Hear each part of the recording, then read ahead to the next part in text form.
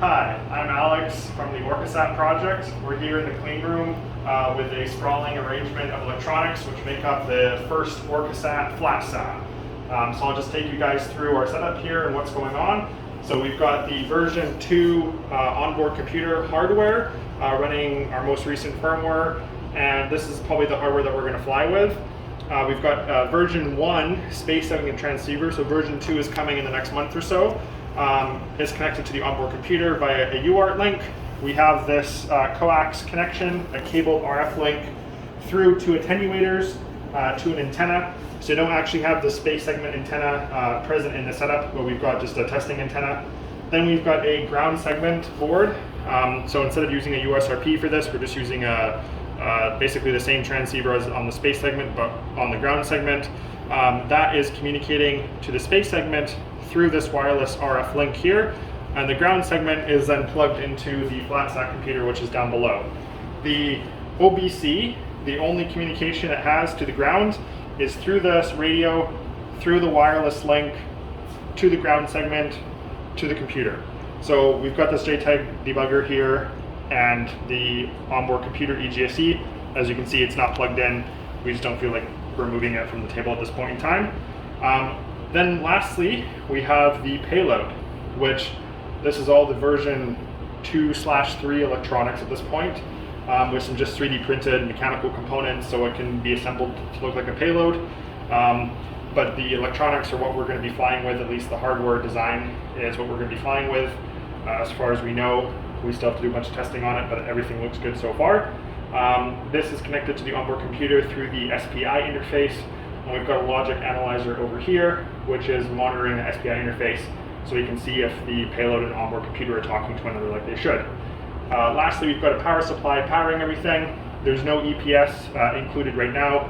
We're still testing that. We're about a month away from including the EPS version 2 into the FlatSat, and then we'll clean up a bunch of these cables and just have the EPS powering everything, as well as there's no ADCS. As you can see, ADCS is in this box. We're worried about breaking it, so we're not including it in this version of FlatSat, and that's it. So what we're going to do is we're going to demonstrate a very simple mission operation where we're going to use our ground control computer here, or the FlatSat computer, running our ground control software Houston. We're going to send a series of commands to the payload to configure it and to tell it to do an illumination. The payload will operate, and we'll be able to see the payload emit a red light from the laser. And then we're going to downlink all of the data that the payload collected, which is a lot, and we're going to downlink that data over the wireless link. And at that point, we're going to stop the video because the data, we don't really have any good way of parsing the data right now, but we just want to demonstrate the fact that we can actually send a command over the wireless link and we can get data back. So we'll cut over to the screen recording of the process of how we make this all work, as well as we'll have the camera pointed at the payload module so you can kind of see what the payload's actually doing and what everything's doing while we're running commands on the computer. So thanks for watching and enjoy the rest of the video. Okay, so we're on the FlatSat computer and we've got Houston set up, and we've got the software connected to the logic analyzer set up to inspect the data over the SPI bus. So what we're going to do is we're going to configure the payload registers over the RF link via Houston. So first, give it a send a NAC command. Send it back, and we can see that the payload is responding. And okay. Now give it a clear command to dump its memory and give it clear A0. No, just A. Okay. Tell them Okay. A cleared successfully. Okay. So memory has been dumped now, so now we can freshly rewrite things. So reg write 5 space 0. 50 successful. Okay, 9 space 3. 93. Okay, 6 space 9D. 9D successful. Yep, and then 7 space 9D. 7 9D. Okay. Okay, so the payload is configured now. So I think we're good to start the illumination. Is that right? Yeah. Okay. That's it. So that's all the illumination we're going to see, and we come back to Houston. We should be receiving shortly an acknowledgement from the payload that it's completed all of its illumination-related stuff. And there it is.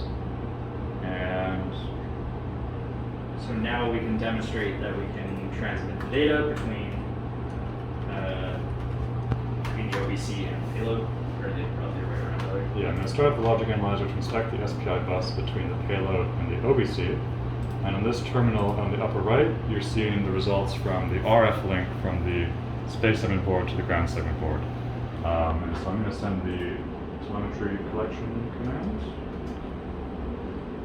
And you can see that the payload is communicating to the OBC by the SPI bus and sending all of its lovely telemetry data fairly slowly. Now this process is going to take quite a while because there's a known delay bug on the OBC side that takes a significant amount of time for the OBC to clock the data out of the payload. But this is just related to how the OBC stores data locally.